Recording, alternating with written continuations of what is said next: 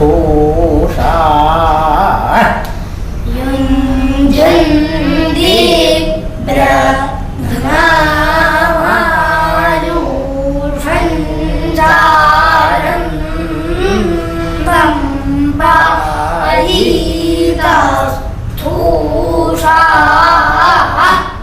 വേദമന്ത്രങ്ങളാൽ ശബ്ദമുഖരിതമാണ് ബ്രഹ്മസ്വം മഠത്തിന്റെ ഓരോ കോണും. വാസ്തുവിദ്യയുടെ അത്യപൂർവമായ സൃഷ്ടിചാരുതയാണ് ഈ സമുച്ചയം. 500 വർഷം പഴക്കമുള്ള ഈ ചരിത്ര സ്മാരകം തകർച്ചയിലേക്ക് നീങ്ങുന്ന അവസ്ഥയിലാണ് കെട്ടിടത്തിന്റെ വീണ്ടെടുപ്പിനായി സംസ്ഥാന ഗവൺമെന്റ് കൈത്താങ്ങായി എത്തുന്നത്. പരമ്പരാഗത ഗുരുകുല രീതിയിൽ വേദം പഠിക്കുന്ന 40 കുട്ടികൾ ഇവിടെയുണ്ട്. അവരുടെ ജീവിതം നൂറ്റാണ്ടുകൾക്ക് മുൻപ് നിലനിന്നിരുന്ന അതേ രീതിയിലാണ്. എല്ലാം കൊണ്ടും വേറിട്ടൊരു ലോകം. മഠത്തിലെ വേദപഠനം തടസ്സപ്പെടാത്ത വിധം മുൻകൂർ അനുമതിയോടെ ആർക്കും ഇവിടെ പ്രവേശിക്കാം. ജാതിമത നിയന്ത്രണങ്ങളില്ല.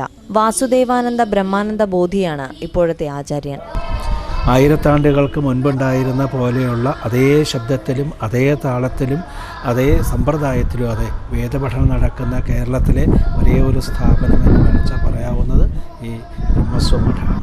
ഈ കെട്ടിടങ്ങളൊക്കെ തന്നെ നൂറ്റാണ്ടുകൾ പഴക്കമുള്ള ഈ കെട്ടിടങ്ങൾ ഓരോ ഭാഗവും ഇടിഞ്ഞു പൊളിഞ്ഞു വീഴാറായി തുടങ്ങിയിട്ടുണ്ട്.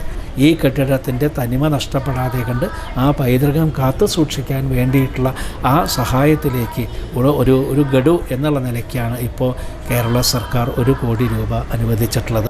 4 മഠങ്ങൾ ചേർന്ന സമുച്ചയമാണ് ബ്രഹ്മസ്വം മഠം. രാജ്യത്ത് ഇത്തരം വേദപഠനശാലകൾ അപൂർവമാണ്.